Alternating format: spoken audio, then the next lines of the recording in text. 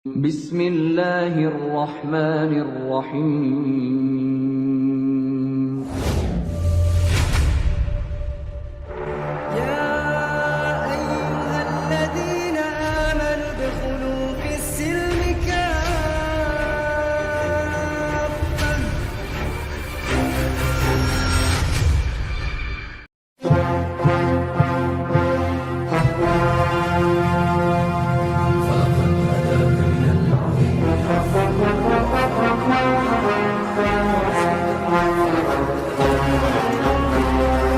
A'udzubillahi minasyaitonirrajim. Belum ya? Bismillahirrahmanirrahim. Assalamualaikum warahmatullahi wabarakatuh. Terima kasih saudariku, kakak Kezia, pendeta muda Kezia. Mudah-mudahan diskusi kali ini membawa manfaat baik untuk saya pribadi tentunya, atau untuk orang-orang lain. Ketika saya belajar, maka orang lain pun akan terpaksa ikut belajar bersama saya. Di sini kita tidak berniat untuk saling menjatuhkan, tapi untuk mengeksplor pengetahuan, mengeksplor pemahaman. Mungkin itu prolog saya, tidak terkait tema, dan saya akan langsung masuk ke tema. Tema kita adalah tentang konsep ketuhanan. Apa itu konsep? Saya mengatakan bahwa konsep, kalau kita rujuk kepada KBBI, rancangan atau buram, surat dan sebagainya, ide atau pengertian yang diabstrakkan dari peristiwa konkret, gambaran mental dari objek, proses atau apapun yang ada di luar bahasa yang digunakan oleh akal budi untuk memahami hal-hal lain, atau membuat konsep ini, kalau dalam bahasa sederhananya, adalah produk pikiran manusia. Nah, dalam diskusi kali ini saya tidak akan pernah mengklaim konsep ketuhanan itu artinya Tuhan terkonsep. Nah, dalam Islam kita mengenal konsep ketuhanan itu disebut sebagai konsep tauhid. Apa itu konsep tauhid?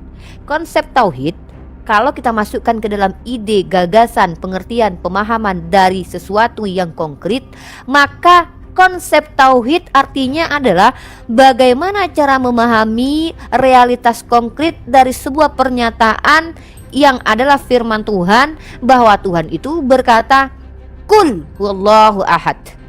Maka ahad itu bukanlah konsep, tapi ahad adalah perkataan, pernyataan Tuhan tentang dirinya. Maka yang disebut dengan konsep adalah bagaimana cara memahami pernyataan Allah bahwa Allah itu satu. Nah, yang terkonsep bukan Tuhan, tapi yang terkonsep bagaimana cara memahami Tuhan. Karena mustahil Tuhan bisa terkonsep. Bagaimana mungkin kita mau mengkonsep Tuhan? Tuhan tidak material, Tuhan tidak bisa dipegang di toel-toel. Kecuali definisi selanjutnya adalah Tuhan bisa di toel-toel. Nah, konsep tauhid adalah satu konsep yang konkretnya berasal dari kata Qul huwallahu ahad, bahwa Allah itu ahad, Allah itu al-wahid. Maka konsepnya disebut tauhid, artinya apa? Mentauhidkan Allah, menjadikan bahwa hanya Allah sebagai entitas satu-satunya ilah yang wajib disembah, yang layak disembah dengan segala keagungan sifat-sifatnya dan zatnya yang laisa kamitslihi syai'un. Maka tauhid atau mengesahkan Tuhan karena Tuhan itu esa adalah konsep bagaimana manusia memahami Tuhan, bukan Tuhan yang terkonsep. Itu dulu yang dipahami, oke? Tauhid adalah konsep memahami Tuhan, bukan kebagaimanaan Tuhan, tapi bagaimana cara memahami Tuhan. Itu yang dipahami, ya. Nah, asal muasal konsep tauhid ini konkretnya dasarnya dari mana? Dari firman Tuhan yang ditunjukkan di dalam beberapa ayat di Al-Quran. Salah satunya dalam surah apa? Surah Al-Ikhlas. Qul huwallahu ahad. Ya. Jadi kalau ada yang mengatakan sama aja kok konsep menuhankan, cara menuhankan Tuhan dengan konsep Tuhan, ya beda. Cara dengan entitas itu beda. Tolonglah bahasa Indonesia jangan diperkodok, ya. Jadi kalau kita bicara konsep tauhid, maka saya akan menunjukkan definisi kata ahad dulu, ya. Kata ahad, wahid. Allah itu al-ahad, Allah itu al-wahid. Itu salah satu di antaranya nama-nama Allah. Maka dalam saya tunjukkan datanya teman-teman, ya. Saya akan tunjukkan dalil surah Al-Ikhlas, ya. Qul huwallahu ahad. Siapa yang perintahkan kita untuk menyatakan bahwa Allah itu ahad? Allah. Dalilnya mana? Surah Al-Ikhlas yang adalah firman Allah. Nah, dalil dalam hadis qudsi yang diriwayatkan oleh Abu Hurairah radhiyallahu anhu, Nabi sallallahu alaihi wasallam bersabda bahwa Allah Subhanahu wa taala berfirman, "Adapun cercaan anak Adam terhadapku ialah ucapannya bahwa Allah telah menjadikan untuk dirinya seorang anak, padahal aku adalah Al-Ahad, yang Maha Esa dan yang menjadi tempat bergantung, bukan yang digantung. Aku tidak beranak dan tidak diperanakkan. Tiada bagiku tandingan seorang pun." Hadis riwayat Imam Bukhari, hadis qudsi. Hadis Buraidah radhiyallahu anhu, Nabi sallallahu alaihi wasallam mendengar seorang berdoa dengan mengatakan, "Ya Allah, sesungguhnya aku meminta kepadamu dengan aku bersaksi bahwa Engkaulah Allah, tiada ilah yang benar kecuali Engkau, Al-Ahad, yang Maha Esa, yang menjadi tempat bergantung, bukan yang digantung, dan para hambanya." Hadis riwayat Tirmizi nomor 3473. Dalil Al-Qur'annya ada, dalil hadisnya ada. Kata tauhid sendiri bukan kata yang muncul setelah ratusan tahun Nabi Muhammad wafat. Tidak, tapi kata tauhid sendiri diajarkan oleh lisan baginda Rasulullah Muhammad SAW. Dalilnya mana? Tauhid itu Nabi Muhammad ajarkan. Saya akan tunjukkan dalil secara eksplisit bahwa yang mengajarkan tauhid itu adalah baginda Rasulullah, bukan Cahyono, bukan Bambang, bukan Markona yang muncul belakangan setelah baginda Rasulullah wafat. Tapi Nabi Muhammad yang mengatakan bahwa kalian diperintahkan untuk bertauhid. Mana kata tauhid dalam Al-Quran? Definisi tauhid yang dimaksud menuhankan, mengesahkan Allah memang tidak ada, tapi kata tauhid ada dalam Al-Quran. Wa ummatukum ummat tauhid ada, tapi bukan berarti itu maksudnya adalah bagaimana cara menuhankan Tuhan. Tapi bagaimana cara menuhankan Tuhan? Tuhan yang perintahkan dulu. Ayatnya harus ada apa? Qul wallahu ahad. Katakanlah Allah itu ahad. Maka ketika kita mengahadkan Allah, itu disebut sebagai konsep tauhid. Kurang lebih seperti itu. Mohon maaf kalau ada kata yang salah. Saya tidak menyinggung kitab orang lain, tapi saya fokus di dalam iman saya. Nanti setelah Pendeta Keiza bercerita, memprologkan imannya, baru saya tanggapi. Kalau ada tanggapan silakan dicatat, dipertanyakan. Terima gaji. Silakan lanjut. Oke. Nah, shalom Aleichem Asia ya. Saya senang dengan adanya debat intelektual, debat akademis malam hari ini, karena kemarin juga berjalan dengan kondusif, dan hari ini juga saya berharap kita bisa berdebat intelektual dengan kondusif ya, tidak perlu dan aku sangat setuju kita di sini mengeksplor apa yang menjadi keyakinan kita gitu, dan kita tidak bisa memaksakan. Tadi itu kita bicara tentang konsep ya. Memang ada setuju. Kalau kita memang bicara tentang konsep itu adalah suatu paradigma, kerangka yang dibangun oleh manusia. Dan kalau kita bicara konsep itu harus dari bawah ke atas. Itu kalau konsep. Sebenarnya Tuhan memang tidak perlu dikonsep. Tuhan itu di dalam keyakinan kami itu menyatakan diri ya sebagaimana adanya Dia gitu. Jadi kalau kita membangun suatu konsep-konsep tentang Tuhan, masuk lagi filsafat-filsafat teologis, belum lagi nanti dari filsuf-filsuf Stoa dan lain segala macam, ya itu banyak sekali. Nah, tapi kalau kita mau berbicara bagaimana paradigma atau konsep ketuhanan di dalam kekristenan, sebelumnya saya juga pernah berdebat, saya katakan bahwa konsep ketuhanan dalam Kristen itu harus berangkat dari paradigma Ibrani, Tuhannya Israel. Ya harus berasal dari sesembahannya Musa. Dan bagi Kristen itu, bagi orang Ibrani, Tuhan itu bukan misteri. Misteri itu artinya tersembunyi, tidak diketahui. Sementara dalam perjanjian lama Tuhan itu banyak menyatakan dirinya, dan kemudian dia berjumpa dengan Musa. Dia katakan, Ehe Aser Ehe, aku adalah aku yang sudah ada sejak dulu, sekarang sampai selama-lamanya. Di sana kata kerja singular, tidak ada jamak-jamak pribadi. Itu salah satu konsepnya bahwa orang Israel itu sangat menekankan monoteis, itu di Ulangan 6 ayat 4. Di sana cardinal number angka 1, Tuhan itu satu gitu. Dan kemudian yang kedua, bagi paham Ibrani, sesuatu itu yang dinyatakan ada. Nah, tadi Unriva bagus nih ya, ada bicara tentang realita konkret ya. Sesuatu yang dinyatakan ada itu real, realita konkret bagi orang Ibrani itu haruslah yang bisa ditangkap oleh indera. Makanya di 1 Yohanes 1 itu penulis kitab mengatakan apa yang sudah kami dengar dari dulu, kami lihat, kami raba ya, dari awal sangkausa prima itu mereka sudah merasakan realita konkret itu. Orang Yunani atau mungkin bangsa lain itu bisa mempercayai sesuatu yang ada di luar sana secara abstrak. Tapi orang Ibrani tidak bisa seperti itu. Orang Ibrani itu harus semuanya itu realita konkret, semua yang bisa ditangkap oleh indera. Dan mulai dari perjanjian lama sampai perjanjian baru, Tuhan itu menyatakan dirinya berada di dunia Asia, berada di dunia manusia, bekerja aktif, bisa dilihat, bisa didengar, bisa juga dirasakan. Kemudian bagi orang Israel ya, pencipta itu sesembahan itu hanya satu ya, itu ada di 1 Tawarik 16 ayat 26. Jadi dalam konsep Israel ya, monoteis itu agak beda dengan monolatris. Apa mungkin sedikit ada perbedaan dengan tauhid ya, karena saya pernah baca sejarah Muhammad itu pada saat di bangsa Quraisy jahiliyah dia menghancurkan banyak patung, ya bagus itu, dan hanya menyisakan satu gitu ya, membawa kepada Tuhan. Tetapi kalau bagi bangsa Israel, orang Ibrani, monoteis itu bukan seperti monolatris, bukan dari banyak Tuhan kemudian diberikan satu sesembahan eksklusif dipercaya, bukan seperti itu. Tapi memang hanya dialah Tuhan, Yahova. Jadi kami stressing pointnya, Uni, teman-teman, stressing point Kristen itu harus berangkat dari Yod-Heh-Vav-He, Yahova, begitu. Dan bagi bangsa Israel sesuai dengan 1 Tawarik 16 ayat 26 tadi, di luar apa yang mereka sembah itu bukan Tuhan. Dan mereka menganggap semua yang di luar itu adalah Allah, berhala-berhala begitu. Makanya kami juga sangat takut. Kami harus mengikuti dari paham orang Ibrani ini begitu. Nah, kemudian yang ketiga, Yahova itu adalah penebus, adalah Mosia ya. Dan Yesus adalah Yahova itu sendiri di dalam ajaran kami. Jadi konsep ketuhanan Kristen itu kesimpulannya, resultansinya ya, itu berangkat dari Tuhan Musa. Musa itu orang Ibrani. Jadi harus memakai worldview, harus memakai paradigma Ibrani. Kenapa kami harus memakai Tuhan Musa dan harus memakai tanah? Karena di Lukas 24 ayat 44, Yesus bilang, dia itu semuanya itu harus digenapi, semuanya itu tertulis tentang Yesus yang ada di Taurat, kitab nabi-nabi maupun Mazmur. Dan kemudian Yesus bilang, mencatat tentang aku, begitu. Nah, terakhir kelas habis. Habis. Oke, terima kasih Ibu Pendeta untuk tanggapannya. Selanjutnya kita serahkan ke Unirifa untuk menanggapi narasi yang baru diuraikan oleh Ibu Pendeta. Silakan Unirifa.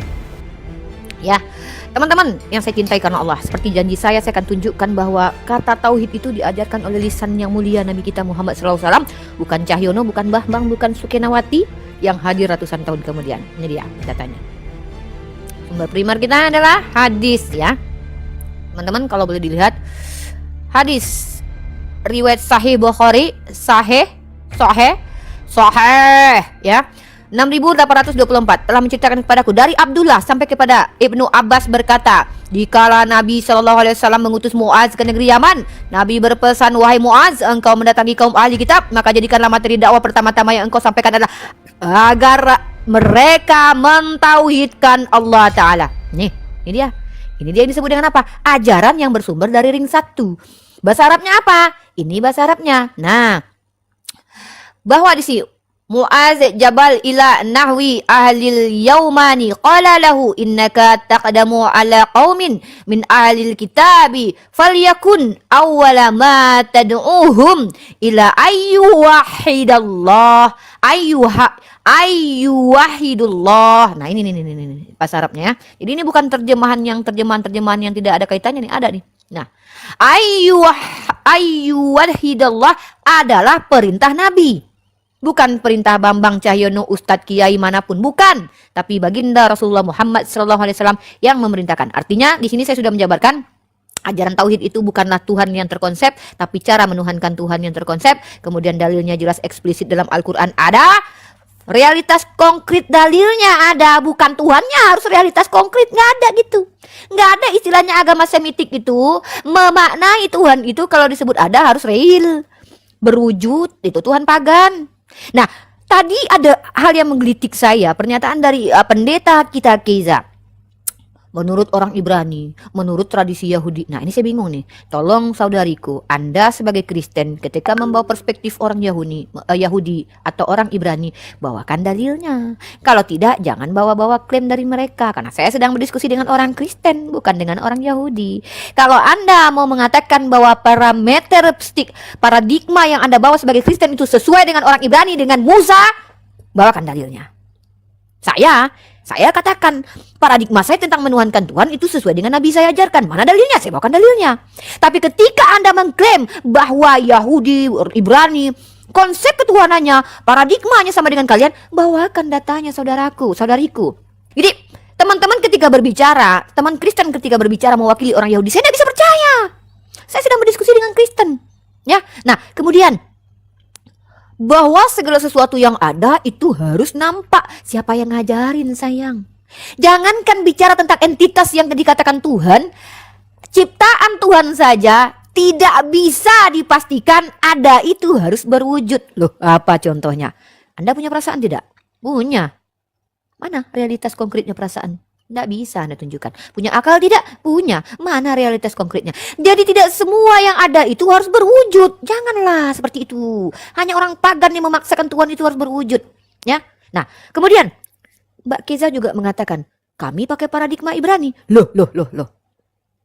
Tunjukkan kepada saya di mana orang-orang Ibrani atau Bani Israel mengatakan bahwa Tuhan itu terkonsep dengan doktrin bukan keberapaan Tuhan, tapi kebagaimanaan Tuhan. Dan konsepnya adalah Trinitas.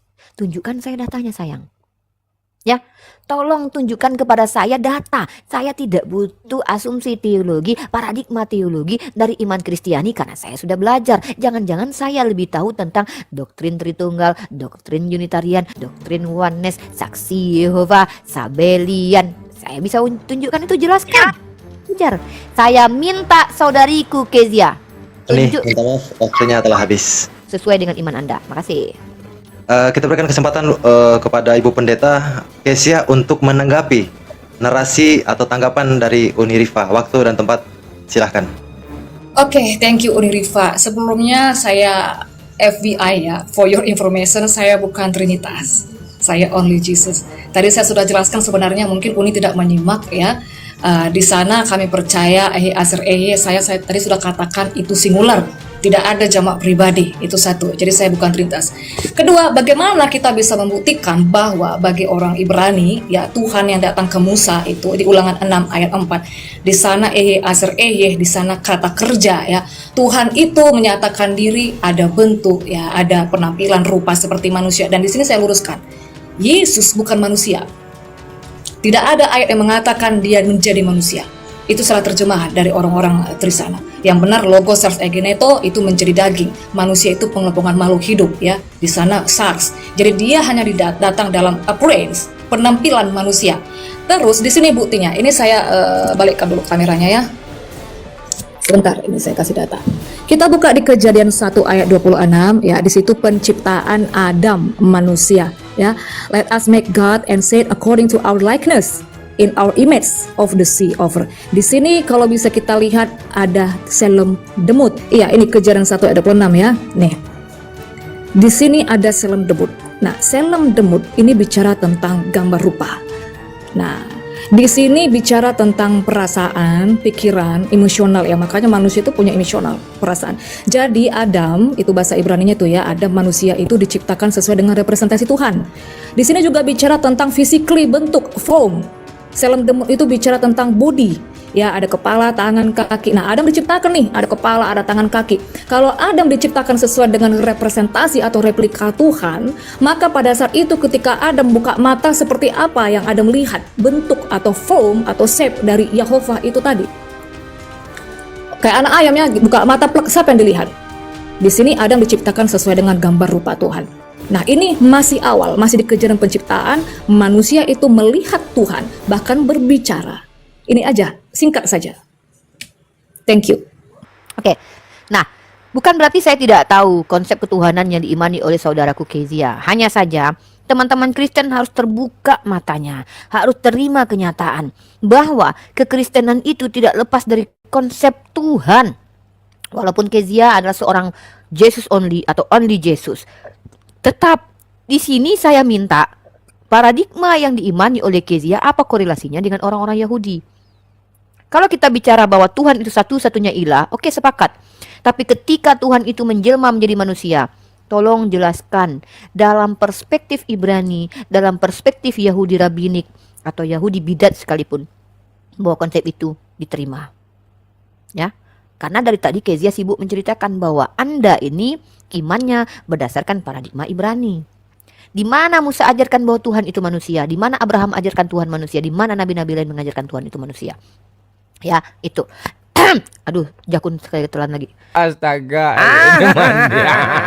Jadi teman-teman harus paham di sini. Kristen itu punya beberapa denom tentang Yesus. Kristen punya beberapa denom tentang teologi. Oneness atau Sabelian adalah salah satu aliran yang dibidatkan oleh jumhur Kristen yaitu Trinitas yang dimenangkan konsilinya pada waktu yang memenangkan konsili waktu di tahun 325 yang menyatakan bahwa Bapa dengan Yesus itu sehakikat, maka muncullah ajaran Sabellian ini. Dan tolong Kezia tunjukkan data-datanya, sebagaimana saya menunjukkan bahwa ajaran tauhid itu diajarkan oleh Nabi saya. Tunjukkan kepada saya bahwa konsep Jesus only ini, bahwa dialah satu-satu Allah ini, diajarkan oleh Yesus sendiri. Jangankan Yesus, sekelas Paulus saja yang membatalkan hukum Torah dalam 1 Korintus pasal 8 ayat 6 mengatakan ada pemisahan antara Allah dengan Tuhan.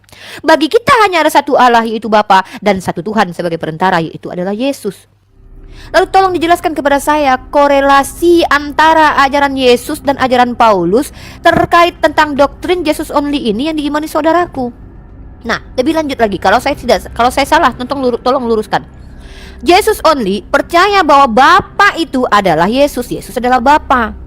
Nah, bagaimana cara menjelaskannya? Ketika Yesus menjelaskan kehidupan kekal hanya mengenal Engkau satu-satunya Allah Bapa yang di surga. Jangan panggil Bapa di bumi ini padahal dia masih di bumi.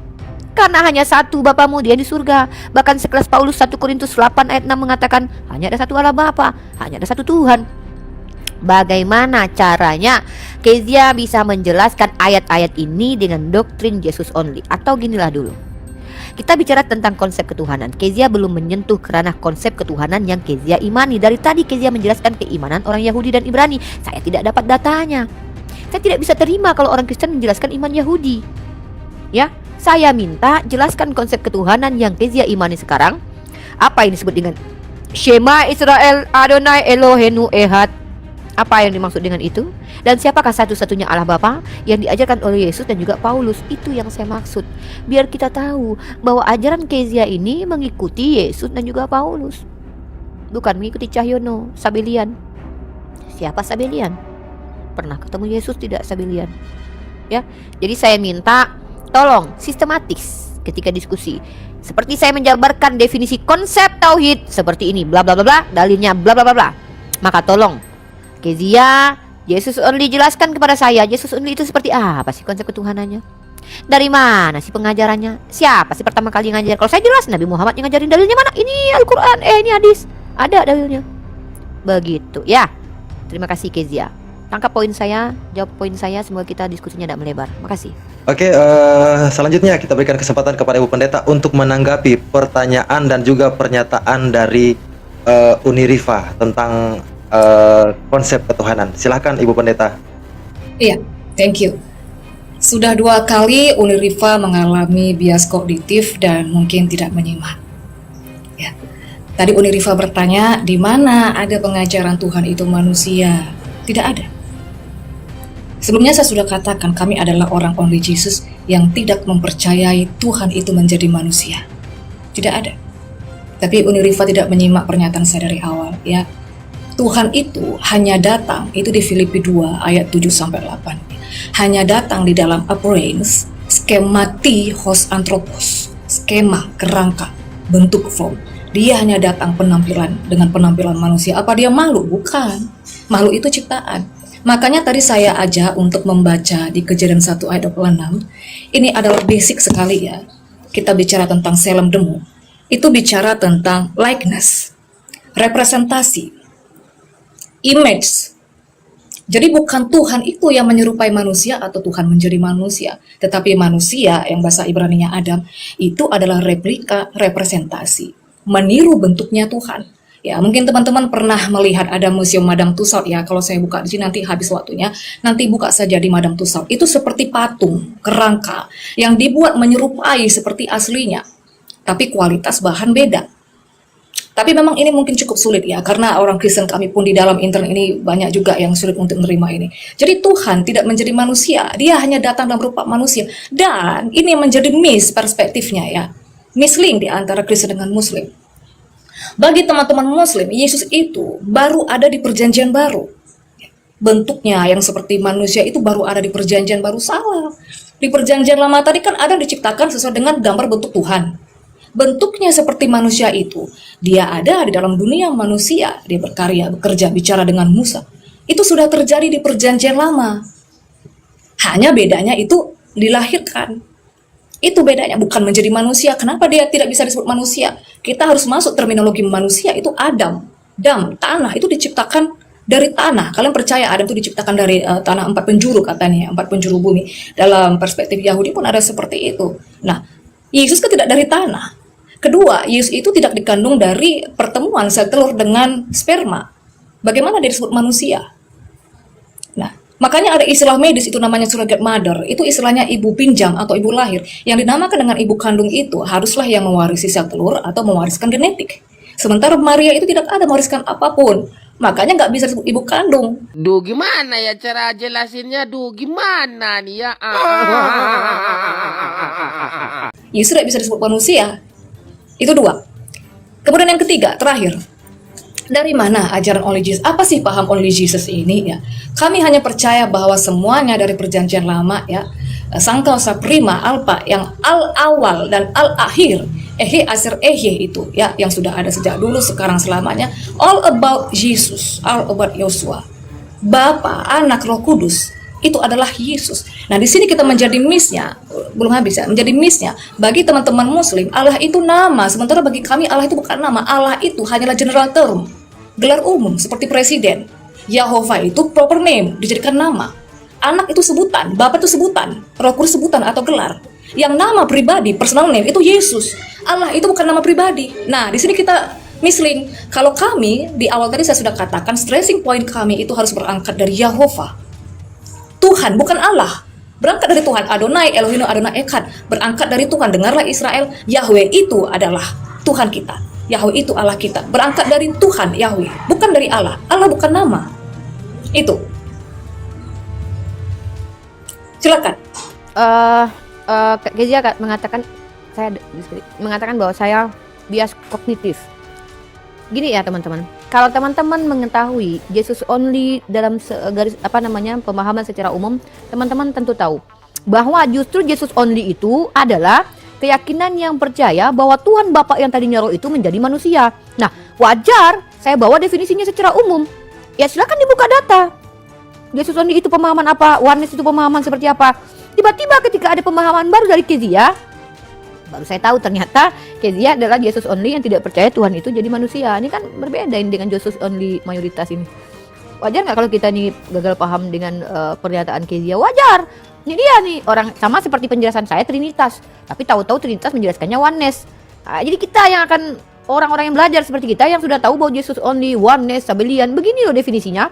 Kaget dengan pernyataan baru dari Pak Ibu Pendeta Kezia. Saya bingung. Kezia ini menerima Yesus sebagai anak manusia atau bukan manusia nih? Itu yang saya ingin lagi nih. Dari yang saya dengarkan tadi, Anda menjelaskan bahwa kami tidak percaya bahwa Tuhan itu menjadi manusia. Karena dalam kitab Kejadian manusia itu dibuat seperti Tuhan. Manusia itu serupa dengan Tuhan. Anda menggambarkan seperti gambar atau seperti ukiran, itu nanti kita bahas. Masalahnya adalah pemahaman Anda tentang Yesus ini, apakah dia bukan manusia? Lalu bagaimana Anda mau menjelaskan dalam 2 Yohanes pasal 1 ayat 7? Sebab banyak penyesat telah muncul dan pergi ke seluruh dunia yang tidak mengaku bahwa Yesus Kristus telah datang sebagai manusia. Itu adalah penyesat dan antikristus. Pertanyaan saya, Yesus ini datang sebagai apa? Kalau dia bukan manusia, lalu dia datang sebagai apa? Lalu bagaimana dengan ayat ini? Makanya saya minta pernyataan Yesus tentang dirinya. Dia berkata, anak manusia, anak manusia. Tiba-tiba Kezia mengatakan, kami tidak percaya bahwa Tuhan menjadi manusia. Loh, secara realitas dia anak manusia. Kalau Anda bicara tentang apakah dia tidak hasil dari sperma, Adam juga begitu. Adam juga bukan hasil sperma. Hawa juga seperti itu. Eve juga seperti itu ya. Jadi saya minta Kezia itu ketika berbicara tolong bawa data dari tadi. Bahwa Jesus only dari denominasi Kezia ini adalah Jesus only yang tidak percaya bahwa Tuhan yang tadinya roh berubah jadi manusia. Datanya mana? Yang ngajarin siapa? Atau ini made in Kezia? Atau ini ajaran baru dari Kezia? Genom dari Kezia? Tidak diajarkan oleh pendeta-pendeta sebelum Kezia? Akan kita tahu tuh. Nah, kata Allah, Anda mengatakan, bagi kami Allah itu adalah generic name seperti Bapa. Itu lagi-lagi saya tidak dapat datanya. Tunjukkan data siapapun skolar, baik Kristen, Islam, Yahudi, Kejawen, Parmalin, Hindu, Buddha, ortodok, apa kek penyembah pagan, penyembah hantu blau di seluruh dunia yang pernah mengeluarkan jurnal ilmiah dan mengatakan bahwasanya Allah itu adalah gelar. Saya minta. Karena kalau Kezia berbicara dari perspektif pribadi, kenapa saya harus dengarkan? Jesus only. Kalau kita only Jesus, bahwa hanya Yesuslah ilah satu-satunya dan tidak percaya bahwa Allah Bapa menjadi manusia, tolong jelaskan bagaimana pemahaman bahwa Allah itu adalah roh. Ditabrak oleh Kezia semua doktrin yang Tuhan sempurnakan oleh bapak-bapak gereja sebelum Kezia lahir. Ditabrak semua, dihantam itu. Maka tolong tunjukkan kepada saya. Sekali lagi saya minta maaf, dengan segala hormat saya minta. Ajaran tentang Jesus only yang Kezia jelaskan kepada saya bahwa Kezia tidak percaya Tuhan itu menjadi manusia, tetapi dia adalah kita adalah replika dari Tuhan. Itu yang ngajarin siapa? Athanasius, Uranus, Neptunus, Taktinus, ya apa kek gitu. Woi fans MU ngomong dong, senggol dong gitu. Itu kalau itu dari Kezia sendiri, mohon maaf. Silahkan. Uni tidak butuh pandangan pribadi dari Kezia karena Uni butuh ilmu. Uni kan seorang mahasiswi pembelajar. Nah, kecuali Kezia ini sudah diakreditasi, sudah terpercaya, sudah terukir, sudah terdata namanya sebagai seorang teolog. Gitu. Terima gaji. Iya, thank you. Ketiga kalinya mungkin ini tidak menyimak ya. Sebenarnya tadi saya sudah buka data. Interlinear itu data, mau data apa lagi? Ini yang paling dekat. Ini bahasa aslinya dan di situ ada artinya, definisinya. Pertama tadi Kejadian 1 ayat 26. Dari mana buktinya bahwa manusia itu diciptakan sesuai dengan gambar Tuhan? Tadi sudah saya bukakan. Itu selem demut, bet selmenu, kit mutenu. Ya masalahnya kalau tidak diterima, ya bagaimana kamu kita paksa? Selem demut itu sudah saya tunjukkan. Itu likeness, representasi, image. Itu seperti kerangka, itu seperti patung. Apakah ada yang sama ajarannya dengan saya? Ya banyak. Yang only Jesus. Tapi kalau misalnya teman-teman selama ini berhubungan dengan Trinitas, ya mereka nggak tahu. Mau tilok-tilok S2 Trinitas katanya mau sampai mana pun, ya mereka nggak tahu. Karena kita selalu debatin Trinitas. Kedua, mana sih buktinya bahwa Yesus itu bukan manusia? Memang bukan, nggak ada ayatnya Tuhan menjadi manusia. Jadi dia datang sebagai apa? Sebagai Tuhan, sebagai Yahova. Hanya datang dalam rupa manusia, penampilan manusia. Kita buka di Yohanes 1 ayat 14, saya balikkan kameranya. Oke, Yohanes 1 ayat 14. Di situ kita melakukan yang namanya critical text ya. Di dalam untuk orang-orang teolog muslim dengan Kristen sebenarnya ada metode hermeneutik ya kan. Salah satunya kritik text. Ada kesalahan terjemahan. Oke, di sini logosarx. Dia menjadi daging. Ini data. Logosarx egeneto. Dia menjadi daging, bukan menjadi manusia. Apa sih bedanya? Manusia itu bicara tentang makhluk hidup. Pengelompokan makhluk hidup. Manusia, hewan, tumbuhan itu pengelompokan makhluk hidup. Tubuh, soma, itu bicara tentang physically body. Ada kepala, tangan, kaki. Daging itu bicara tentang bahan tubuh. Bahan kasar yang ada dalam tubuh ini. Dia menjadi daging, bukan menjadi manusia. Artinya apa? Di dalam perjanjian lama dia sudah ada dalam bentuk seperti kita ini. Bukan manusia. Nah, kemudian yang di 2 Yohanes 1 ayat 7 itu ayat yang sering dilempar-lempar oleh teman Trinitas. Kita buka. Mana ini? 2 Yohanes 1 ayat 7. Sebentar ya. 7. Ya. Oke. Antropos ya. Antropos itu bukan hanya bicara tentang manusia. Makanya kalau di bahasa Inggrisnya itu ada perbedaan antara man dengan man. Kalau MAN, mana sih ini? Sebentar, saya sambil menjelaskan ya. Kalau MAN, man, itu bicara tentang pria tunggal. Tetapi kalau MEN, itu bicara tentang laki-laki jamak. Makanya sebenarnya ya Yesus itu datang di dalam rupa pria, karena itu sesuai dengan nubuatan perjanjian lama, telah lahir seorang putra. Terus di sini ada salah kan? Bukan menjadi manusia, Yesus Kristus coming in flesh, sarki. Yang nggak percaya dia datang dalam daging, yaitu antikris. Karena bagi orang-orang Kristen yang di luar dari paham kami, only Jesus, mereka ngotot menjadi manusia. Mereka menolak itu daging Tuhan, darah Tuhan, menolak. Yaitu antikris.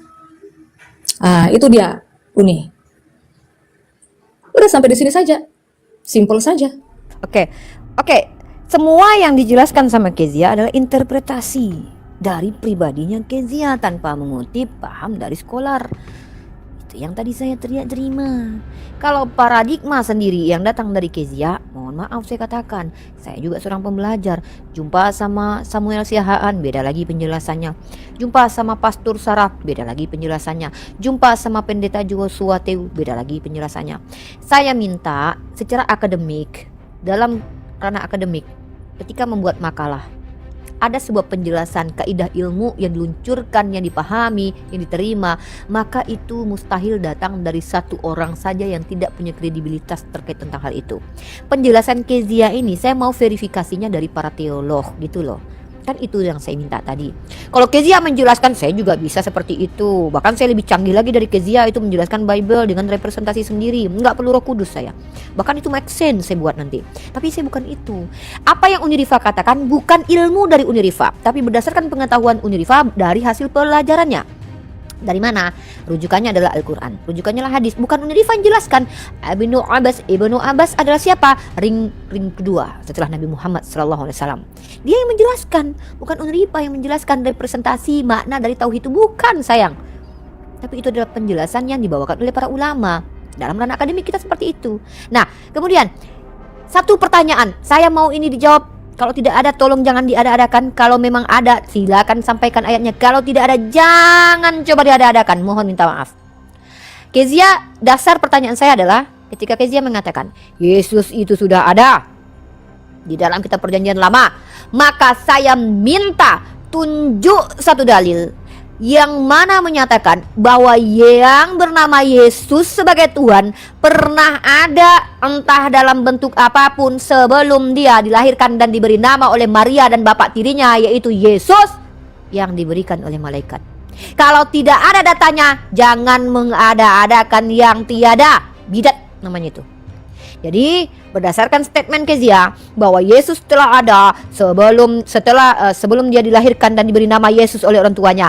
Tunjuk satu ayat dari Kejadian sampai kitab Wahyu sampai kitab Deuterokanonik atau kitab Tripitaka atau kitabnya orang Hindu bahwa ada pernyataan ada entitas bernama Yesus sebelum dia dilahirkan dan dianggap sebagai Tuhan. Kalau tidak ada jangan diadakan, tidak boleh, tidak bagus begitu.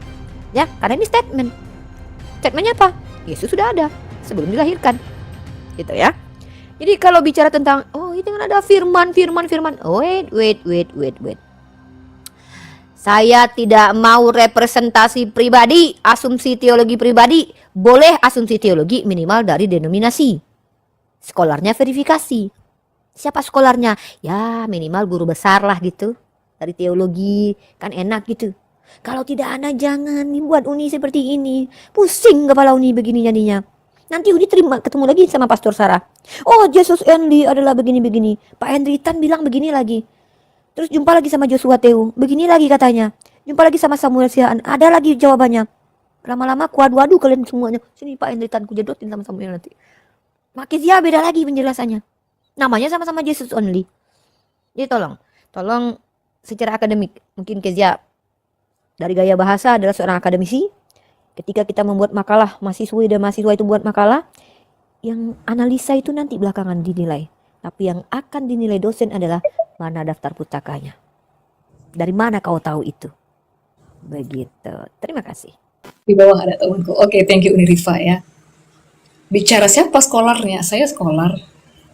Ada nggak teolog lain yang sama pemahaman yang sama saya? Ada kayak seperti PSBN, ada Pak Jerry Elim, ada banyak teolog. Ya. Kedua, Samuel berbeda, Sarah berbeda. Ya, mau diadukan dengan saya, diadukan saja. Memang saya beradu dengan mereka.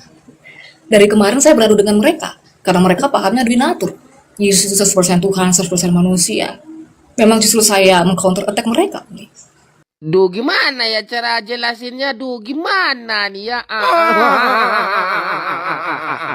Mereka di mana belajar? Mereka sekolah? Tidak. Karena saya counter attack mereka, karena banyak kami yang sudah mendebatkan mereka, makanya mereka itu sudah agak berubah. Mereka yang jangan mengaku-mengaku. Oke, ketiga. Tadi sebenarnya saya sudah bawa data ya, dari mana sih berangkat, Ulangan 6 ayat 4. Tadi saya sudah buka. Ya, kita kan ini aja teknologi sekarang semakin berkembang, ya kan banyak akses yang bisa kita terima. Kita sekarang untuk melihat bahasa asli kan dalam hermeneutik itu kan ada critical text. Ya, kita bisa mengkoreksi mana terjemahan yang salah. Tadi saya sudah koreksi, saya buka bahasa aslinya, interlinearnya. Kan kita nggak mungkin lagi saya ajak Uniriva atau teman-teman yang lain ke Israel sana kan hanya untuk mengetahui oh ini bahasa asli nggak perlu. Sekarang kita sudah sangat terbuka, teknologi semakin berkembang. Nah ini ekad ini cardinal number, ya, maskulin singular.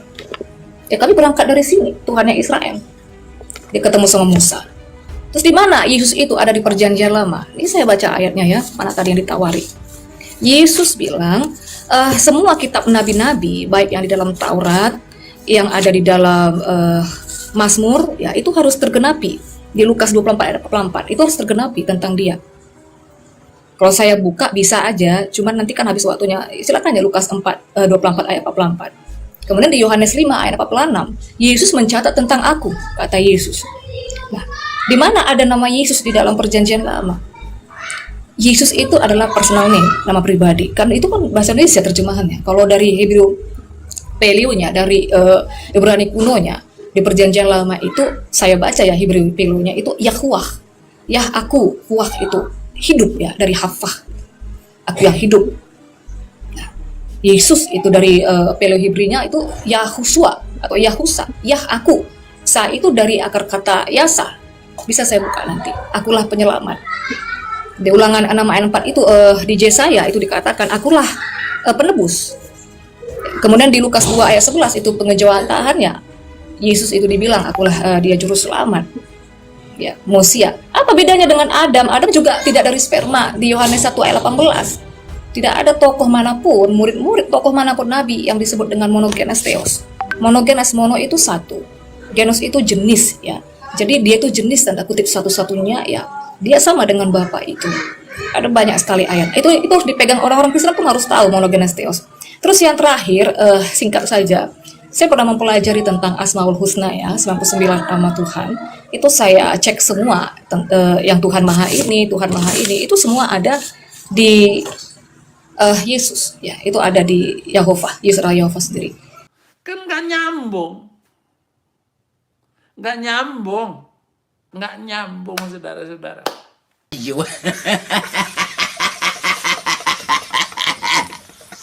Hanya satu perbedaan yang menjadi perbedaan kita di sini ya, linknya yang mungkin kurang masuk ya, tentang penebus. Jadi dalam Asmaul Husna itu sepertinya tidak ada bahwa Tuhan itu penebus. Sementara dalam Kristen, penebus itu menjadi salah satu poin yang paling penting. Dan kemudian yang terakhir, tadi bertanya Tuhan, tentang Tuhan. Rab, ya. Rabbana atina fid dunya hasanah. Rab ini apa dulu? Coba kita satukan dulu perspektif Rab ini apa. Biar kita bisa konfirmasi Yesus ini Tuhan atau enggak. Tuhan dengan Tuhan itu sebenarnya sama aja, Rab sama aja. Makanya kami tuh stressing pointnya berangkat dari Yahovah. Itu. Mungkin Uniriva bisa kasih tahu Rab itu apa dulu gitu. Tuhan itu apa dulu, kita satukan dulu perspektif. Karena dalam perspektif Kristen ketika bicara Tuhan sebenarnya Yahovah itu. Di situ berangkatnya. Cuman perjanjian lama terjemahannya kenapa harus diganti dengan Tuhan kapital? Kan mendingan dibikin aja YHWH, ngapain diganti? Kan jadi membias jadinya, kan ambigu itu. Silakan Uni. Sebelum saya lanjutkan ke Uniriva, biar pertanyaan tidak terjadi dua kali dari Uniriva, mungkin minta maaf Ibu Pendeta, tadi Uniriva menanyakan dalil dalam konteks redaksi dari perjanjian lama. Mungkin bisa saya berikan 1 menit untuk menguraikan redaksi dari Torah Nefim ataupun Ketuvim yang menyangkut penyebutan nama Yesus di sana. Silakan 1 menit. Kalau nama Yesus itu nama personal name, brother. Ketika di perjanjian lama, nama itu belum. Itu. Tapi ketika dia nanti itu lahir baru. Tetapi kan bagi orang Ibrani nama itu bukan hanya seperti nama gitu ya. Artinya. Tapi artinya Yesus Yahusa, akulah penyelamat itu ya nama Yahovah itu, Yahuwah itu. Itu saja. Gini, Kezia tadi mengklaim bahwa saya scholar katanya. Oke lah, kalau gitu saya ngaku juga kalau saya istri Yesus tuh gimana itu ceritanya tanpa perlu pembuktian dan verifikasi dari orang. Bahaya kalau kita tidak memiliki parameter dan juga verifikasi dari yang diakui gitu ya. Nah, jadi kalau pengakuan saya adalah scholar itu klaim ya. Klaim itu bisa dibenarkan kalau realitasnya bisa dibuktikan gitu. Saya menangkap, saya bertanya itu berdasarkan dalil argumennya Kezia. Kezia mengatakan Yesus itu sudah ada sebelum dia dilahirkan. Nah, ketika bicara tentang Yesus, maka kita bicara tentang Yesus, bukan bicara tentang entitas lain yang bukan Yesus. Saya minta mana dalilnya satupun, tunjukkan kepada saya bahwa Yesus itu sudah dikatakan Yesus. Kita bicara tentang Yesus ada sebelum dilahirkan dan dia adalah Yesus sebagai Tuhan. Itu yang saya minta. Kan tidak ada, ya sudah, tidak apa-apa. Makanya saya katakan, tolong jangan diada-adakan sesuatu yang tidak ada. Tapi terima kasih jawabannya, saya hargai itu. Kalau kita bicara tentang Mosia, bukan hanya Yesus Mosia itu. Yesaya 19:20. Yesaya 19:20 itu akan menjadi tanda kesaksian bagi Tuhan semesta alam di tanah Mesir. Apabila mereka berseru kepada Tuhan oleh karena orang-orang penindas, maka mereka mengirim seorang juru selamat, Mosia. Mosia, dia ditutus. Siapa yang diutus Tuhan? Yesus.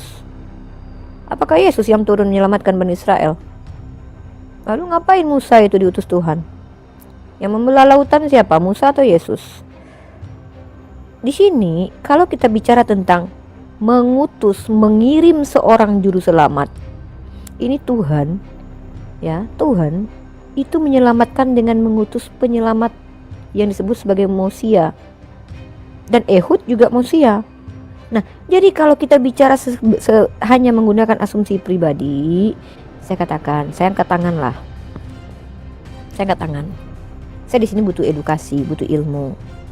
Nah, kalau kita bicara tentang perspektif orang Ibrani, perspektif orang Yahudi, siapa yang ngajarin Tuhan itu jadi daging? Siapa yang ngajarin? Rabi mana yang ngajarin begitu? Kan seperti itu, Kezia, sayangku, cinta. Nah, ini saya minta tolong kepada Kezia. Setiap argumentasi, contoh tadi Kezia bilang, saya sendiri adalah orang yang berdebat dengan Samuel Siahaan, dengan Pastor Sarah. Nah, inilah kami umat Islam perlu berdiskusi dengan kalian satu persatu. Ternyata yang mengaku sama-sama Jesus only, sama-sama oneness sekalipun, ternyata berbeda perspektif. Ini karena kalian terbiasa menggunakan perspektif pribadi satu sama lain. Nah, Anda sebutkan nama pastor-pastor tadi, bla bla segala macam. Tapi Anda tidak tunjukkan data-datanya bahwa pastor-pastor atau sekolah-sekolah tadi pemahamannya sama persis dengan Anda. Penjelasan Anda tadi tidak merujuk kepada mereka. Minimal tunjukkanlah. Minimalnya seperti ini. Nih saya kasih, minimalnya seperti saya lah. Ini maksimal sih, kalau saya ini maksimal memang. Karena umat Islam itu all out. All out ya, kalau umat Islam itu nggak kaling-kaling kalau saya ya. Saya katakan saya pengikut Muhammad SAW. Maka setiap argumentasi saya harus berdasarkan pengajaran Muhammad SAW. Mana datanya? Ini saya tunjukkan nih. Konsep tauhid itu bukan konsep yang diajarkan Cahyono, bukan Kang Dito yang mengajarkannya, bukan Ustadz Abdul Somad, bukan Buya Yahya, tapi Ibnu Abdullah ini namanya. Dikala Nabi Shallallahu Alaihi Wasallam mengutus Muaz ke negeri Yaman, Nabi berpesan. Jadi yang berpesan siapa di sini? Muhammad Shallallahu Alaihi Wasallam. Wahai Muaz, engkau mendatangi kaum ahli kitab, maka jadikanlah materi dakwah pertama-tama yang engkau sampaikan adalah agar mereka mentauhidkan. Ini rujukan saya ada, sumber primer saya ada, hadis yang memang adalah dasar sumber pengetahuan umat Islam. Apakah sini yang mengatakan adalah Imam Bukhari? Tidak, Imam Bukhari hanya menukil. Nah, ketika Keza menjelaskan banyak hal terkait A, I, U, E, O, penjelasan ayat, saya minta secara akademik itu dari mana dapatnya? Kan begitu. Nanti jumpa lagi saya sama Pastor Ben ini. Beda lagi perspektifnya. Lama-lama kalian aja lah diskusi semua. Nggak perlu kami mau Islam ikut campur kan gitu. Capek kami. Sana lain, sini lain, Kezia pun lain. Kan gitu Kezia. Kurang lebih seperti itu. Terima gaji. Sedikit sebelum Mbak Kezia izin jangan menjalankan waktu. Saya masih punya utang menjelaskan Rob ya. Nanti saya minta waktu saya untuk menjelaskan Rob khusus untuk Mbak Kezia. Oke, iya. Sebenarnya udah bolak-balik sih. Ini atau mau nanya begini sih, kira-kira dalam hermeneutik itu metode apa yang mau kita pakai? Pada saat saya bawa ulangan 6 ayat 4, apakah itu bukan data? Misalnya Uni bilang, ya kami itu berangkat dari ajaran dari agama kami, dari seperti dari Muhammad dan segala macam. Di Keluaran tadi itu ya, di ulangan itu kan Tuhan datang kepada Musa. Apakah itu bukan data? Di mana lagi mau kita ambil data? Uniripa pakai Quran, saya pakai Alkitab. Metode yang lain saya pakai hermeneutik itu ada yang namanya masuk ke bahasa asli, saya pakai interlinear. Kira-kira mau datanya bagaimana lagi? Itu satu. Terus yang kedua tadi, Uniriva perlu menyimak ya tentang monogenes theos tadi. Kalau tadi Uniriva punya ayat-ayat di situ bisa dibuka. Itu Yohanes 1 ayat 18, buka bahasa aslinya. monogenes theos. Mas yang tadi kan Unirifa dan teman-teman muslim kan bertanya, ini juga juru selamat Musa dan segala macam. Saya sudah jelaskan sebelumnya, tidak ada tokoh, tidak ada siapapun nabi yang disebut monogenes theos. Itu hanya Yesus. Itu di Yohanes 1 ayat 18. Saya kasih ayat, saya kasih data kan. So, kita bukalah Yohanes 1 ayat 18. Nanti dibilang saya nggak pakai data lagi. Cuma kalau buka begini kan waktunya jadi kemakan. Kita buka ya. Apa bedanya dengan Musa, dengan tokoh-tokoh, dengan nabi yang lain? Saya buka ya. Yohanes 1 ayat 18. Nggak ada tokoh manapun, mau rasul, mau nabi manapun, nggak ada yang ini disebut monogenes theos. Nih, only begotten God. Hanya Tuhan, hanya Dia satu-satunya. Allah itu. Tidak ada seorang pun yang dapat melihat Tuhan ya, tidak melihat Allah. Hanya Dia satu-satunya Allah yang menyatakan itu monogenes theos. Simple. Kemudian masalah apa lagi tadi ya? Masalah oneness sama GO ya. Ini bukan hal yang penting kali sebenarnya. Jadi oneness itu agak ada bedanya dengan GO ya, teman-teman. Oneness itu masih ada tersisa paham-paham trinitasnya. Mereka katakan Yesus itu adalah manusia. Kalau kami oleh Jesus, ya mengikis, meng-counter attack apa paham-paham mereka. Itu. Terus, apalagi tadi? Udah itu aja. Yang simple-simple aja. Kecuali misalnya kayak Unirifa bisa membantah atau bisa meng-counter, tidak ada monogenes theos, Yesus bukan monogenes theos dengan Bapa. Boleh. Saya kasih Kezia menunjukkan bahasa Yunani, monogenes theos. Saya tunjukkan bahasa Ibrani, guys. Bahasa Ibraninya di mana? Teman-teman buka semuanya Mazmur 90 ayat 2. Ya, mari kita buka. Caranya adalah palingkan wajah Anda. Tunjuklah ini, mata saya ngeri kali ya. Nanti saya jelaskan langsung gitu tentang rob tadi. Dalam Mazmur pasal 90 nomor 2, teman-teman akan membaca dalil seperti ini. Sebelum gunung-gunung dilahirkan dan bumi dan dunia diperanakkan. Pertanyaan saya, apakah gunung itu punya ibu dan dilahirkan oleh ibunya? Teman-teman tahu tidak bahasa yang dipakai dalam bahasa Ibraninya dilahirkan itu? Yalat. Yalat. Siapa yang menghadirkan gunung? Saya? Bukan. Kezia? Bukan. Rudi Yohanes? Tentu bukan. Kalau kita menggunakan kata diksi-diksi sebelum gunung-gunung dilahirkan dan bumi dan dunia diperanakkan, lalu ketika ada diksi ini untuk Yesus, maka langsung dikatakan Yesus adalah Tuhan yang diperanakkan, monogenes theos. Wah, bagaimana dengan dunia yang dialatkan ini, dilahirkan? Siapa yang menciptakan bumi dan langit? Tuhan. Nah, ketika Kezia menjelaskan bahwa hanya Yesus satu-satunya monogenes theos, pertanyaannya, apakah monogenes theos ini adalah theos? Kalau memang monogenes theos ini adalah theos, ada berapa theos di situ? Pakai bahasa yang baik dan benar. Ya, diperanakkan Tuhan, anak tunggal Tuhan, apakah itu adalah Tuhan? Oh iya, berarti yang memperanakkan dan menganggap dia anak tunggal siapa? Apanya Tuhan? Tuhannya Tuhan. Oh enggak, bapaknya tuh terserah, nanti bahas itu. Oke, saya bahas tentang Rob. Saya tidak menyinggung kata Rob. Tolong dipisahkan antara kata ilah, Allah dengan Rob, Mbak Kezia. Rob itu bisa dimaknai pemelihara, pemilik. Allah itu Rabbul Alamin. Saya kalau berdoa, Rabbayani saghiro, apakah orang tua saya Tuhan? Sepadan dengan kata Lord, saya akui, oke. Kurios, boleh. Sama dengan Rob. Saya mengkritisi pernyataan Anda yang mengatakan bahwa bagi kami Allah itu adalah sama dengan Bapa, istilahnya apa namanya tuh generic name atau gelar. Yang saya minta itu datanya, bahwa kata Allah itu, kalau Allah dalam bahasa Ibrani artinya sumpah serapah. Kalian melatinkan tulisan alif lam lam ha ke dalam kata ALLAH. Allah kalian baca, itu tidak bisa secara kaidah bahasa. Bagaimana huruf yang double L itu kalian baca dengan Allah? Huruf L nya harusnya satu. Tapi ketika kalian mengatakan bahwa bagi kami Allah itu, di dasar katanya dari mana? Dan dasar bahwa Anda, saya kasih kamus Oxford lah. Saya minta waktu masih ada ya, 2 menit ya. Nah, kalau saya kasih data ini ya, kamus Oxford, kamus Al-Munjid ya. Nah, saya setidaknya nih pakai referensi ya. Kamus universal ini, bukan punya muslim ini. Nah, ini, mari kita baca. Saya tidak bicara tentang Rob. Saya tidak mengkritisi tentang Rob tadi. Kalau Rob itu saya sepakat sama dengan Kurios. Nah, Allah adalah nama Tuhan di kalangan umat Islam dan umat Kristen Arab. Nah, ini data saya. Bantah data ini, bantah Oxford referensi ini dengan data lagi bahwasanya kata Allah itu adalah gelar atau generic name. Gitu caranya. Nah, jadi kalau kita bicara tentang Tuhan, dalam bahasa Arab Tuhan itu dipadankan dengan kata ilah. Sembahan itu banyak. Zeus juga sembahan. Parmalin punya sembahan. Orang Hindu punya sembahan. Makanya kami bernarasi, kami bersyahadat la ilaha illallah. Tiada ilah yang layak disembah, karena yang lainnya itu bukan ilah, melainkan hanya Allah lah yang patut diilahkan. Kalian mengilahkan ilah-ilah yang tidak patut diilahkan. Jadi yang saya minta dari tadi itu adalah data akademik. Kalau tadi dibawa ke dalam ulangan, ulangan berapa tadi? Ulangan 4 tadi. Itu adalah ayat yang direpresentasikan oleh dia secara pribadi.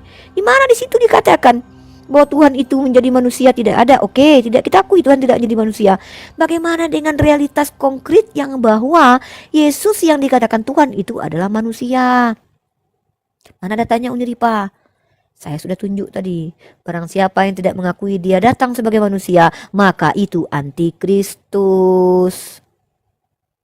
Loh, sebagai manusia loh. Kecuali di situ dituliskan, barang siapa yang mengakui bahwa dia datang sebagai gambaran manusia, ecek-eceknya jadi manusia, cosplaynya manusia, pura-pura jadi manusia, padahal bukan manusia. Kalau dia bukan manusia, jangan katakan dia manusia.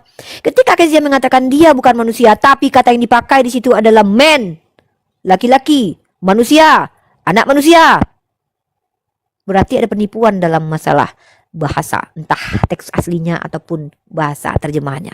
Jelaskanlah itu kepada kami. Terima kasih.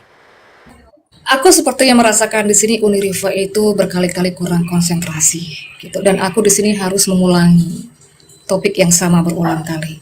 Kan Uniriva atau teman-teman muslim kan selalu bilang nih ya, kalian bani terjemahan. Justru di sini aku mendapati bahwa Uniriva itu yang bani terjemahan.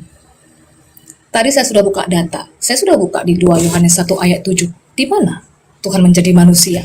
Gak ada. Oh, ini terjemahan ya sudah, berarti yang bani terjemahan bukan saya dong. Justru kami itu tidak mau menjadi bani terjemahan, makanya kami lakukan metode hermeneutik critical text. Saya bertanya kepada Uniriva, kita sekarang bicara hermeneutik kan di dalam Islam, teologi Islam itu ada hermeneutik, ada metode. Kristen juga. Sekarang kita mau pakai metode apa? Coba. Salah satu metode hermeneutik itu kita masuk ke dalam critical text. Saya tidak memakai hanya terjemahan. Saya memang harus mengakui objektif, ada banyak sekali human error dalam terjemahan. Jadi ketika Uniriva ini 2 kali saya hitung untuk membawa terjemahan, berarti Uniriva itu ya memang bani terjemahan. Bukan sayanya, bukan Kristennya, kan begitu. Itu satu. Kedua, tentang gunung yang diperanakan. Ya. Ini bagaimana metode Uniriva ini melihat ayat Alkitab itu kan bukan hanya 1-2. Kita harus bisa melihat connecting dots, benang merah antara pasal 1 dengan pasal lain. Apakah ada gunung itu disebut monogenes theos? Apakah gunung itu disebut Ehe Asir Ehe yang di Ulangan 6 ayat 4? Jadi nggak cocok gitu, nggak apple to apple, maksudnya disandingkan dengan Yesus, ya kan? Oke, yang ketiga, saya langsung masuk ke dalam substansi aja biar nggak usah terlalu banyak retorika. Ketiga, kami tidak pernah mendapatkan di Alkitab, ya Allah itu nama nggak ada, interlinear nggak pernah, ya kecuali begini, kecuali mungkin ada teman atau Uniriva bisa memberikan data di dalam Alkitab kami interlinear atau dalam perspektif Ibrani. Kebetulan saya mempelajari worldview Ibrani dan saya juga punya teman dari Mesianik, ya mereka convert ke Yudaisme tapi sama pahamnya. Belum pernah menemukan Allah itu adalah nama, kecuali teman-teman atau Uniriva bisa memberikan. Nah, ini yang Ulangan 6 ayat 4. Itu Yahova, makanya kami itu berangkatnya di Yahova ini, Unir. Itu proper name. Sebenarnya itu dijadikan nama.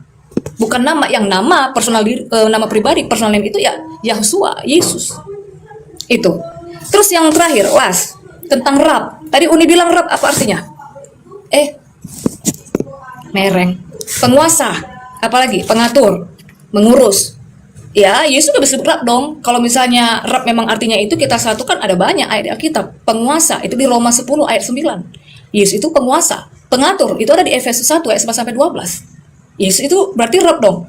Mengurus, itu ada di Mazmur. Kalau memang itu arti Rab. Jadi jangan memakai standar ganda begitu. Kalau memang Rab artinya itu, kita samakan perspektif. Dan kalau memang ada ayatnya, ya berarti itu adalah Rab. Mau dibilang dia tuan kurios, enggak masalah. Memang dia juga kurios. Mau seperti itu, mau majikan, seperti bos, enggak masalah. Tetapi kan selain itu, apakah dia adalah Yahova itu? Nah itu, kita jangan berhenti di situ aja. Bisa nggak terima bahwa Yesus adalah Rab itu? Oke, gimana Uni? Ya, jadi saya sudah jelaskan. Saya sepakat kata kurios itu kalau dipadankan dengan kata rob nggak masalah. Karena rob juga bisa sayyid. Saya kan berdoa ini, Robbayani Saghiro. Ada kata ni yang di belakang untuk merujuk dua orang karena orang tua saya itu sepasang. Nah tidak masalah. Yang saya kritisi bukan rob itu. Kezia nggak nangkap. Anda yang tadi tuh kognitifnya tuh nggak mengerti dengan saya maksud. Anda mengatakan bagi kami adalah Allah itu adalah generic name. Saya minta dasarnya mana? Loh kok Anda bawa rob? Yang saya bahas Allah kok. Kok bawa-bawa rob? Yang bahas rob itu siapa? Justru saya menjawab bahwa rob itu kalau dipadankan dengan kata kurios itu oke, no matter. Nggak masalah saya. Ya, yang saya tuntut adalah ketika statement Anda, saya ini menanggapi statement loh. Jangan lari dari statement. Ngapain bawa rob? Saya membahas Allah itu dasarnya mana, bahwa Allah itu adalah generic name. Kalau Anda bicara Allah, Eloah, Elohim silahkan. Tapi kalau kata Allah itu siapa yang ngajarin? Tulisan dalam kitab Anda itu A, L, L, A, H, double L-nya. Kalau Allah ya pakai satu aja, Allah gitu. Seperti bahasa Ibrani yang kata Allah itu adalah artinya sumpah serapah. Alif lam ha. Nggak apa-apa, silakan. Saya minta perspektif Anda itu dasarnya apa? Saya tunjukkan kalau Allah, lafaz yang kalian bacakan tanpa ditafkim itu pun salah. Bahwa kata Allah dari alif lam lam ha itu merujuk kepada nama. Datanya saya sudah tunjukkan tadi kamus Oxford. Loh, saya tidak bahas tentang rob. Rob itu kata yang dipakai untuk merujuk kepada pemilik, pemelihara. Bahkan sama seperti kurios. Kurios itu disematkan kepada pemilik keledai yang diambil oleh Yesus. Itu juga kurios, karena dia adalah kuriosnya keledai itu. Yesus adalah kurios Bani Israel, tidak apa-apa, pemelihara, pemilik, is okay, tidak masalah. Sama seperti Nabi Muhammad Sayyid bagi kami. Rob, orang tua saya adalah Rob bagi saya. Makanya saya berdoa, kama Robbayani Saghira. Tapi kalau bicara Rabbul Alamin, itu bukanlah manusia. Jadi apa dulu yang dirobkannya ini? Firaun juga dikatakan Rob karena dia pemilik budak. Nah, saya mempermasalahkan kata Allah yang Anda katakan adalah generic name itu, saudariku. Jangan lari ke Rob. Apa pula urusannya dengan Rob? Beda lah. Rob dengan ilah beda lah. Katanya beda. Dalam Islam itu tidak ada ambigu seperti itu. Jelas penekanannya. Nah, kalau memang Yesus itu bukanlah manusia, maka bagaimana dengan pernyataan? Kalau saya lihat ya, Anda bilang saya bani terjemahan. Justru saya heran dengan kalian umat Kristen. Mana terjemahannya yang paling benar? Tadi Yohanes berapa tadi? Sorry, saya ini ya. Yang saya tanya, mana yang benar? Karena kalian punya perspektif masing-masing gitu loh. Yang satu mengatakan ini. Nah ini contohnya tadi.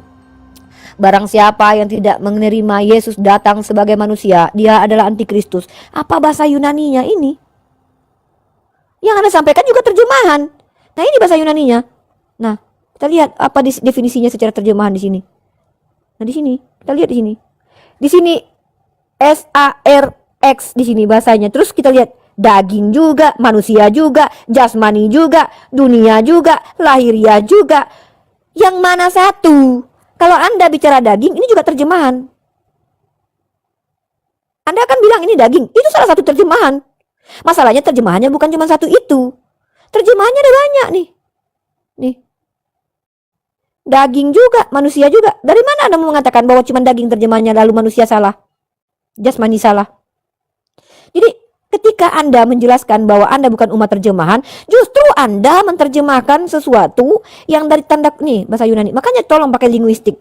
Tunjukkan kepada saya bahwa definisi bahasa Yunani bahwa barang siapa yang mengaku Yesus itu datang bukan sebagai manusia, maka dia antikristus. Tunjukkan kepada kami bahwa definisi manusia yang diterjemahkan itu salah. Bukan manusia, Uni. Bukan manusia sama sekali. Terjemahannya salah. Saya cuma tuntut kepastian itu. Bahwa ternyata salah satu terjemahannya merujuk pada manusia itu salah besar. Maka setiap Yesus berkata, aku anak manusia, anak manusia. Itu semua salah. Deklarasikan itu. Bukan berarti saya mengatakan bahwa ini loh Kezia, terjemahannya anak manusia. Bukan. Woi, fans MU ngomong dong, senggol dong gitu. Saya minta deklarasikan kalau itu salah. That's my point. Makasih. Oke, thank you brother.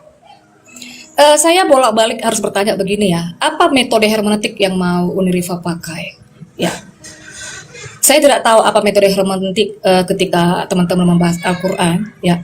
Tetapi kalau di Alkitab itu ada yang namanya salah satunya adalah selain critical text itu melihat konteks, melihat konteks. Contoh Elohim, Musa pun bisa disebut Elohim, hakim-hakim pun disebut Elohim, kita pun bisa disebut Elohim. Tetapi ketika itu berbicara untuk pencipta, untuk Tuhan, itu konteksnya bukan kepada manusia. Jadi memang ini agak sulit mungkin teman-teman muslim untuk sampai, karena ini kan ranahnya bagian orang Kristen. Silakan dicek aja nanti. Musa pun disebut Elohim, benar nggak?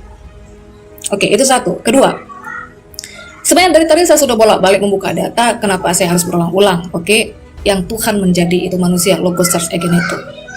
Ini di bahasa Inggrisnya flesh. Coba kalau tadi Uniriva bisa membuka interlinearnya, kenapa tidak dibuka? Flesh itu apa? Jadi ada memang salah, ada kurang pas di sana terjemahannya, bukan manusia. Flesh itu bicara daging. Daging itu bicara tentang bahan tubuh. Ben Adam, anak Adam, bukan manusia, keturunan Adam. Tetapi dalam perspektif Yudaisme yang nama keturunan itu bukan mesti harus dari sel telur, bisa menunjukkan kepada orang percaya. Itu bukan harus ada mewarisikan dari orang tuanya. Nah ini kita masuk dalam perspektif Yudaisme. Terus apalagi ini saya singkat-singkat aja karena saya kan langsung kepada poin-poinnya.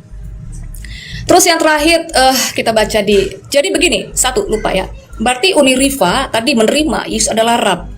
Ya, langsung aja ya. Berarti Yesus adalah Rab, no problem. Nah, sekarang pertanyaan begini. Ketika bicara tentang Kristen, Yesus itu bukan hanya Rab atau Tuan, kurios seperti biasa. Tetapi di Yohanes 8 ayat 24, sebentar saya buka ya. Di Yohanes 8 ayat 24 itu ya, karena itu tadi aku berkata kan begini ya Uniriva. Uniriva ini kan memakai kitab Uni.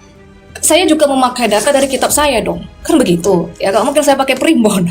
Aduh, hati tersiksa tapi mulut ketawa juga kan. Oke, di Yohanes 8 ayat 24. Karena itu tadi aku berkata kepadamu bahwa kamu akan mati dalam dosamu, sebab jikalau kamu tidak percaya bahwa akulah dia, kamu akan mati di dalam dosamu. Stressing pointnya akulah dia. Itu sama seperti di perjanjian lama di Yesaya 43 ketika Yahweh atau Yahova bilang akulah dia, ego emi anihu. Itu kata kerja ya. Nah, jadi Kristen itu bukan bicara Kristus itu hanya Rab, tetapi apakah dia Yahova? Sebenarnya itu nggak usah dicari apakah dia kurios segala macam. Iya, Musa bisa disebut kurios, tuanku gitu kan, Sarah memanggil tuanku. Tapi yang dicari apakah dia adalah Yahova yang dinubuatkan dalam perjanjian lama, itu yang penting. Nah, keempat, saya justru minta tadi kepada Uniriva, di dalam perspektif Kristen atau orang Ibrani, baik dari Alkitab, interlinear, saya belum pernah menemukan Allah itu nama. Maka kalau di dalam perspektif orang Muslim, Allah itu namanya silakan. Tapi kami berangkat dari Tuhannya Musa. Tadi sudah saya tunjukkan di Ulangan 6 ayat 4, interlinearnya. Yahweh atau Yahova. Stressing point berangkatnya dari sana Uni. Ya kalau misalnya dari kalian itu menganggap Allah itu namanya silakan. Di kami belum pernah ada, kecuali kan saya minta nih. Kalau Uni bisa menunjukkan Allah itu adalah nama di tempat kami.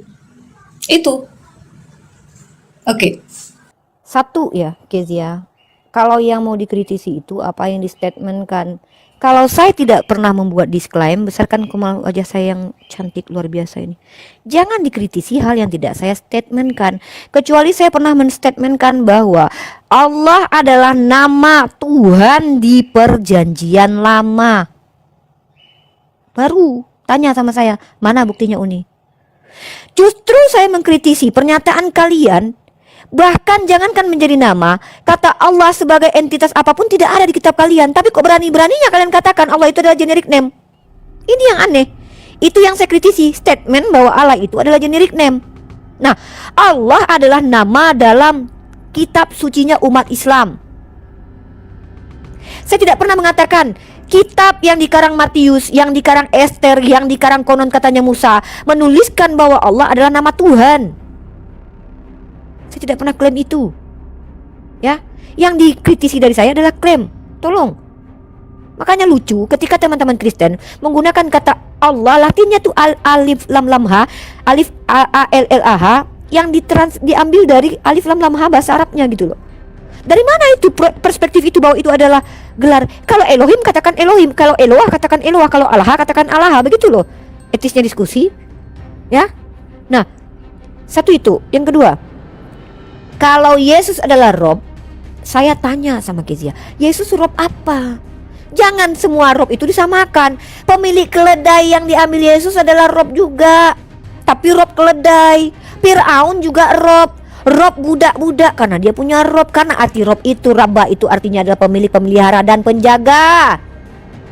Maka Fir'aun punya budak, dia dipanggil Rob pada masanya. Tapi kita bicara Rabbul Alamin, itu bukan Yesus, bukan mama saya, bukan Cahyono, tapi hanya Allah Rabbul Alamin, pemilik pemelihara alam.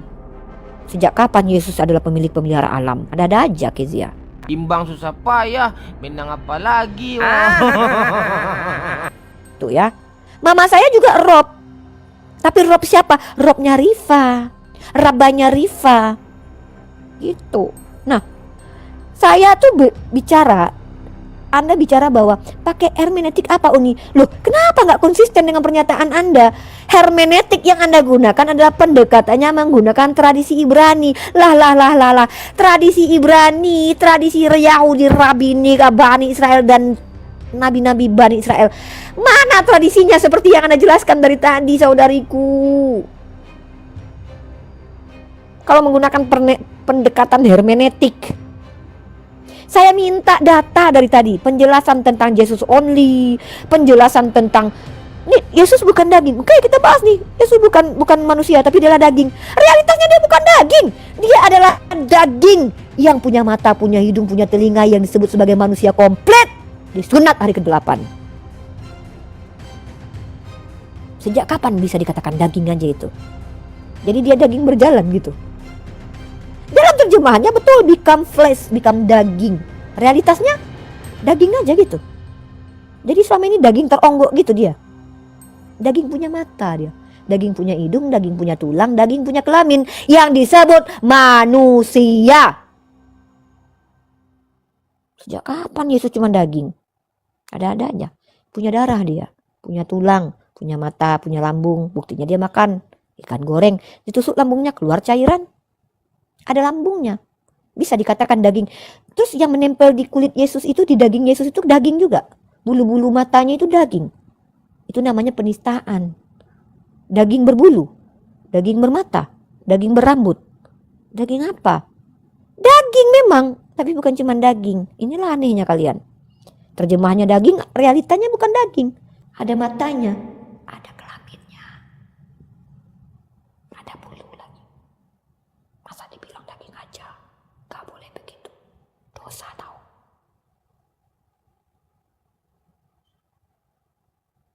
Gitu.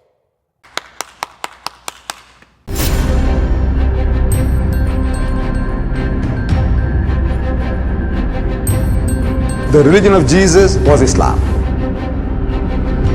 Because with Allah, there is only one religion. He says, Inna ad-dina inda Allahi al-Islam.